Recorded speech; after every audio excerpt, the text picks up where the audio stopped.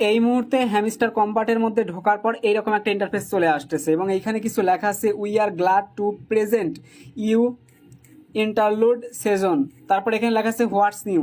ঠিক আছে, তো সিজন 1 কিন্তু অলরেডি শেষ হয়ে গেছে, ভয় পাওয়ার কারণ নাই, যার কারণে ঢোকার সাথে সাথে এরকম একটা প্রভাব চলে আসবে।